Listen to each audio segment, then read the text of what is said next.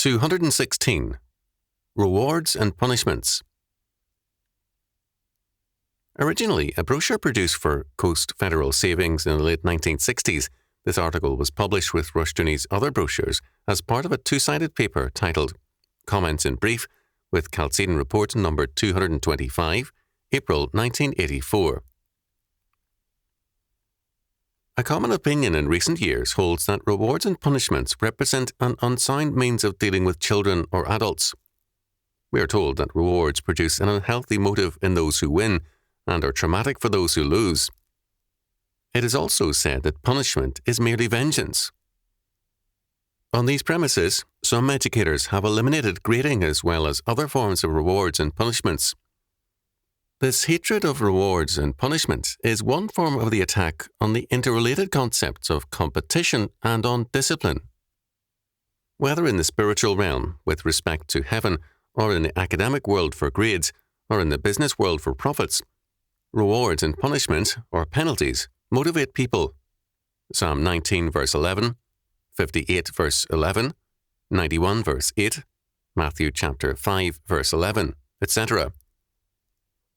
This motivation leads to competition, and competition requires discipline, self-discipline, discipline under civil and criminal law, and discipline under God. Hebrews chapter 12 verses 1 to 11. And a result of honest competition is character.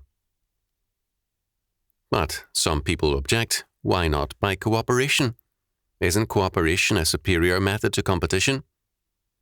But as stated by Campbell, Potter, and Adam in Economics and Freedom, in a free market, voluntary cooperation and competition are names for the same economic concept. Historically, the competition of the free market has only been possible where a common culture and a common faith lead individuals to cooperate with each other.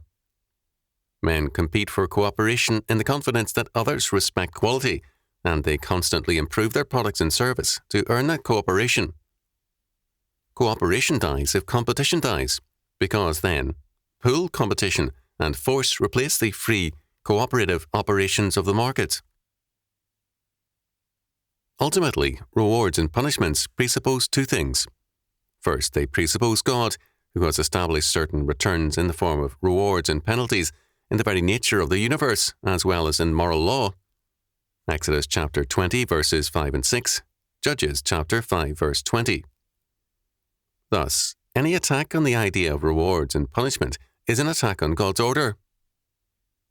Second, rewards and punishments presuppose liberty as basic to man's condition. Man is free to strive, to compete, to work for rewards and to suffer penalties. Thus, any attack on these concepts is also an attack on liberty. It is an insistence that a levelling of quality, together with total controls, is a better condition for man than liberty is or can be. St. Paul declared, "Where the Spirit of the Lord is, there is liberty." 2 Corinthians chapter 3 verse 17. God and liberty are inseparable. And liberty presupposes and requires free activity. It has its striving, its rewards and punishments, its heaven and hell, its passing and its failure. These are the necessary conditions of freedom. The alternative is slavery.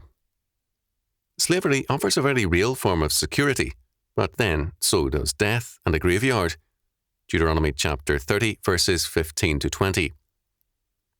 To respect rewards and punishment, competition and discipline is to respect life itself, and to value character and self-discipline.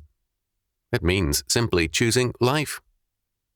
Therefore, choose life, that both thou and thy seed may live. Deuteronomy chapter 30 verse 19.